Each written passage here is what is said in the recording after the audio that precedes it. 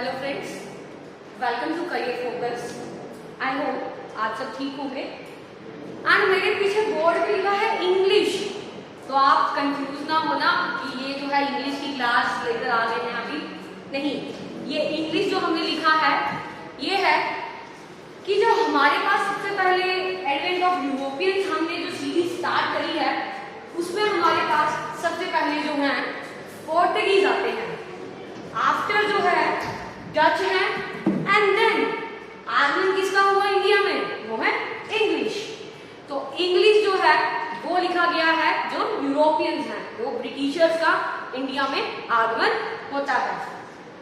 तो ये कौन सा पीरियड था, 1599 का, जो इंडिया में जो है ब्रिटिशर्स का आगमन जो है, इंग्लैंड के थे इंग्लिश, इनका जो है इंडिया में आगमन होता है। जिस तरह से हमने अपनी सीरीज स्टार्ट करी थी एडवेंट ऑफ यूरोपियंस की, जो थी पोर्टुगीज, डच एंड देन जो आज हम स्टार्ट कर रहे हैं वो है इंग्लिश। तो पोर्टुगीज की सबसे पहले जो इंडिया में आए थे पोर्टुगीज, वो कौन थे, आपको पढ़ाया गया है, चलिए मैं बताती हूँ। वो थे वास्को डी गामा।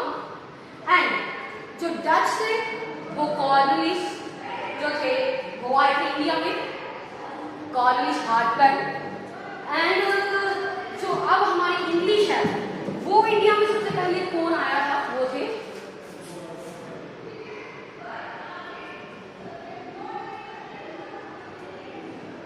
ये थे फर्स्ट इंग्लिश जो इंडिया में एंटर हुए थे। अब इनका भी आना इंडिया में क्यों था, ये क्यों आना चाहते थे, वही इनका था कि अब पोर्टुगीज इंडिया में आ गए, डच आ गए, तो हमें भी जो है इंडिया के साथ ट्रेड करना है। They also want to trade with India. अब ये इंडिया के साथ ट्रेड करना चाहते हैं, तो इनकी जो कंपनी थी इन्होंने उसको नाम दिया था ब्रिटिश ईस्ट इंडियन कंपनी, जो कि ईस्ट इंडियन कंपनी थी। अब 1600 का पीरियड है, 1600 का, जब इन्होंने जो है ईस्ट इंडियन कंपनी जो है बनाई है, सेटअप हुई थी। और 1608 का पीरियड है जब जो है हमारे पास सर कैप्टन हॉकिंस जो है आते हैं। एंड उस टाइम पे जो मुगल एम्परर थे इंडिया में वो थे जहांगीर। तो अब मुगल एम्परर जो जहांगीर थे, इनका उनके साथ क्योंकि इन्होंने जो है अपने रिलेशंस अच्छे बनाने थे, तो सर कैप्टन हॉकिंस जो है, विलियम हॉकिंस, वो जाते हैं जहांगीर के कोर्ट में। क्यों जाते हैं कि वो जो है उनसे परमिशन ले सके कि हमें जो है यहाँ पे ट्रेड करने दीजिए। अब मैं आपको एक और इसमें एक पॉइंट बता दूं कि ये जो इंग्लिश है ये इंग्लैंड की सबसे पहले अपनी जो है इनके मोनार्की जो हम बोल सकते थे, राजा महाराजा, तो वो थी इनकी क्वीन एलिजाबेथ फर्स्ट, जिनके पास ये जाते हैं, बोलते हैं कि भाई हमें जो है इंडिया में ट्रेड करना है, तो आप जो है हमें परमिशन ग्रांट कर दीजिए। तो वो जो है इनको रॉयल चार्टर ग्रांट करते हैं। रॉयल चार्टर मतलब कि जो है इनको है परमिशन दे देते हैं कि आप जो है 15 इयर्स के लिए आपको राइट है, आप जाइए और वहां पर ट्रेड करिए। लेकिन क्वीन एलिजाबेथ के बाद जो है 1609 में क्या है कि किंग जेम्स फर्स्ट जो है वो इनका टाइम पीरियड जो है एक्सटेंड कर देते हैं कि आप जो है जाइए और वहां पे जो है ट्रेड करिए। एंड आपको पता है कि ये अपने आप को यहाँ पे फुली स्टैब्लिश कर लेंगे। हम ये पढ़ेंगे, ये 1757 से 1857 का जो 100 इयर्स का पीरियड है, ये अपने आप को यहाँ फुली स्टैब्लिश कर लेंगे। और हम स्टेप बाय स्टेप ये पढ़ेंगे कि ये जो है आहिस्ता आहिस्ता यहाँ पे जो है जितनी भी जगह हैं ये एनेक्स जो है कैप्चर करते जाएंगे। आफ्टर 1857 के बाद क्या है, 57 के बाद क्या होगा, रिवॉल्ट 1857 जो रिवॉल्ट है उसके बाद क्या होगा कि जो हमारे इंडिया का, जो इंडिया में राज कौन करेगा, वो करेंगे डायरेक्ट जो ब्रिटिश की जो क्राउन होंगे वो जो है यहाँ पे रूल इंडिया में करेंगे। आफ्टर अब आगे की वही कैप्टन हॉकिंस जो है वो जहांगीर के कोर्ट में गए कि हमें जो है परमिशन ग्रांट करिए। 1608 का पीरियड है, दैट मींस जो पोर्टुगीज है वो ऑलरेडी इंडिया में है, उनके मुगल्स के साथ जो रिलेशंस हैं वो बहुत अच्छे हैं। तो जहांगीर के कोर्ट में भी पोर्टुगीज थे, तो वो उनको बोलते हैं कि आप जो है इनको परमिशन नहीं देना यहाँ पे फैक्ट्री सेटअप के लिए, यहाँ पे अपनी कंपनी जो है यहाँ पे इस्टेब्लिश करें।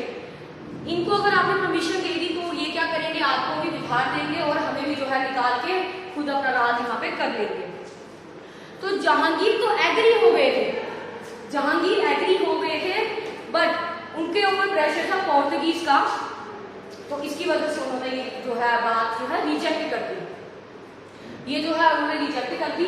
एंड 1611 का पीरियड है, सर विलियम हॉकिंस जो है यहाँ से वापस जाते हैं, और जब आते हैं 1612 का पीरियड है, 1612 का मैंने आपको एक और बहुत पढ़ाई थी, याद करिए क्या थी।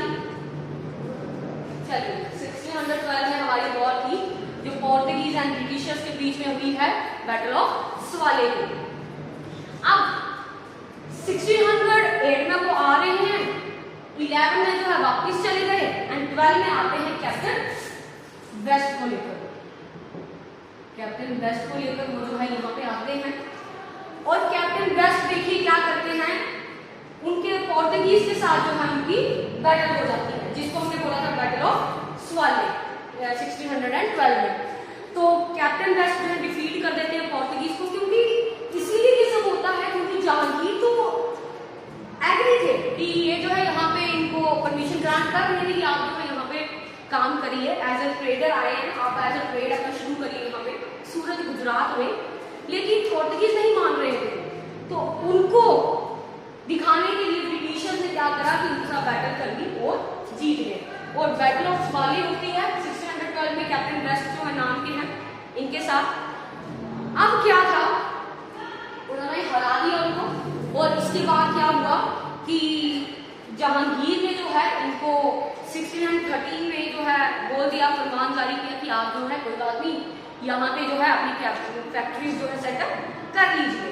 तो इन्होंने जो फर्स्ट फैक्ट्री स्टैब्लिश करी 1613 का था सूरत में, जो इनके वेयर हाउसेज हैं वो जो है इन्होंने एक्सपैंड किए यहाँ पे और स्टार्ट कर दिया।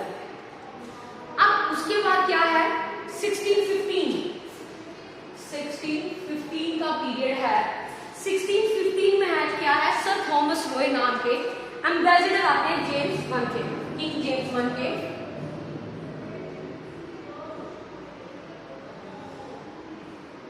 थॉमस रॉय नाम के जो एम्बेसडर थे जेम्स वन के, जो किंग जेम्स वन के उनके एम्बेसडर थे, ये आते हैं यहाँ पे पैलेस ऑफ जहांगीर के। कहाँ अराइव करते हैं, पैलेस ऑफ जहांगीर के।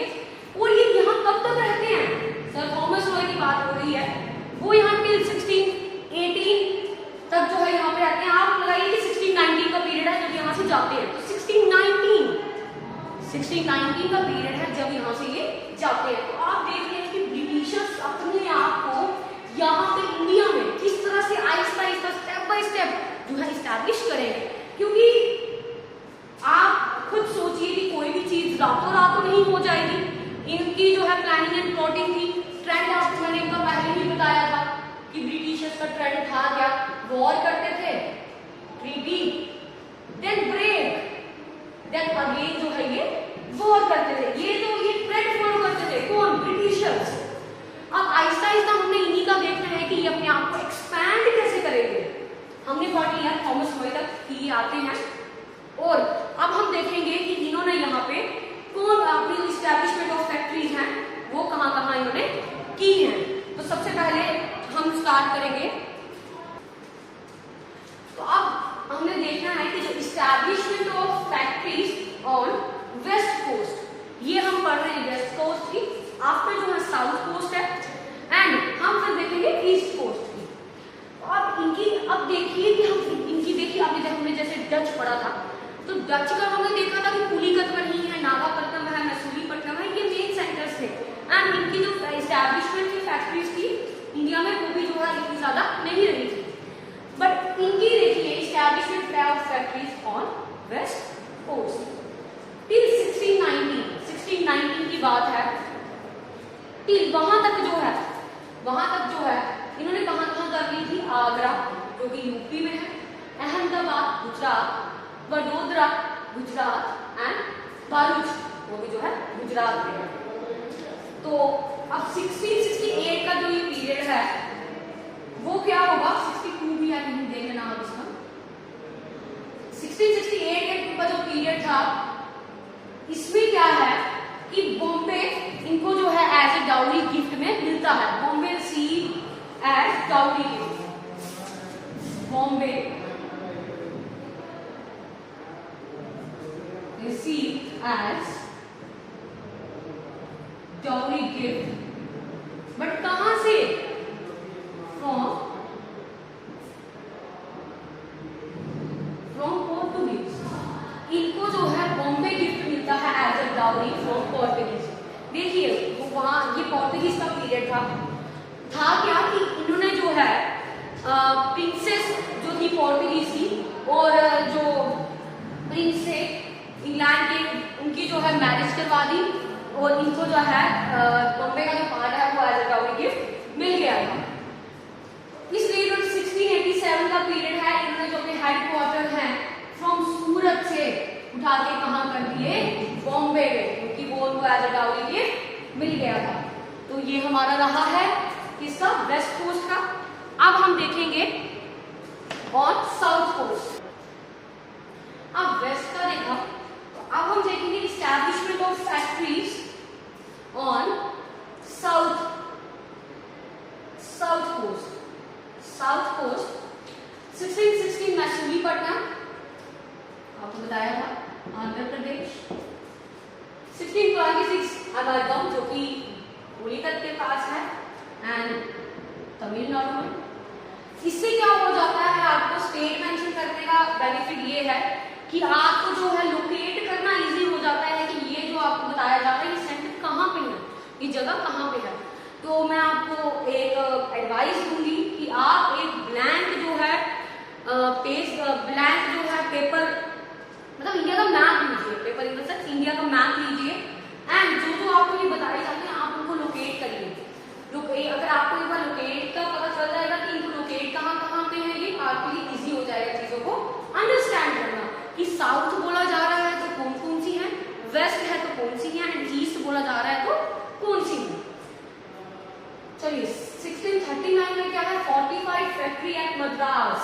फोर्टिफाइड फैक्ट्री एट मद्रास में कहीं इन्होंने बनाई, जो कि उसका क्या नाम था? Fort Saint George. और 1658 का पीरियड है, Coromandel post headquarter shifted from Machilipatnam to Madras. और 45 का क्या था? 45 का है कि इन्होंने जो है साइड में जो है फैक्ट्री साइड सेटअप क्रिएट करना शुरू किया। साइड में जो है इन्होंने आर्मी सेटअप कर दी, मतलब आर्मी सेटअप कर दी, तो वो इन्होंने बोला है 45। तो अब देखिए पास क्या है जो मैंने आपको बताया, कॉरमंडल पोस्ट। आपको एक चीज बता दूं,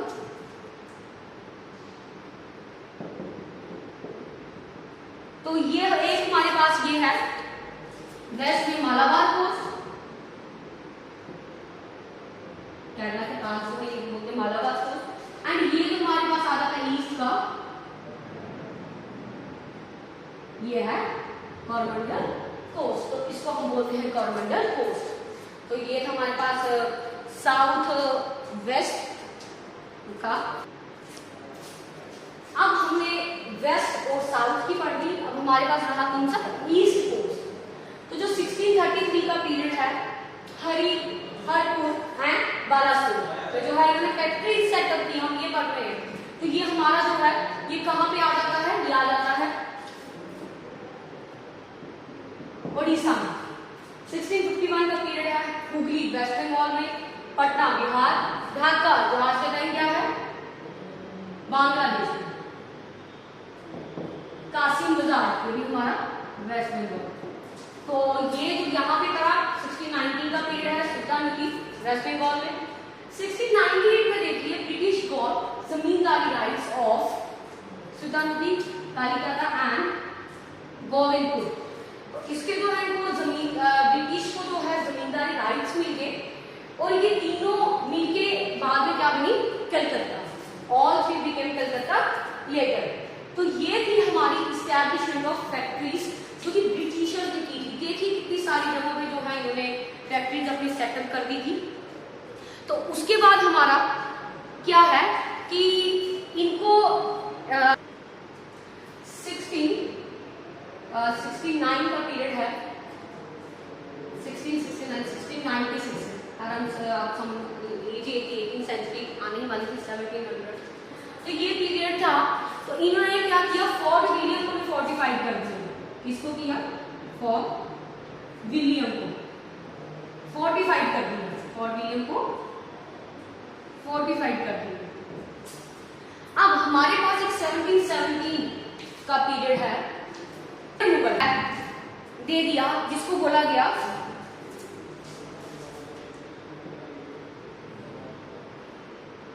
ये फरमान दे दिया ईस्ट इंडियन कंपनी को।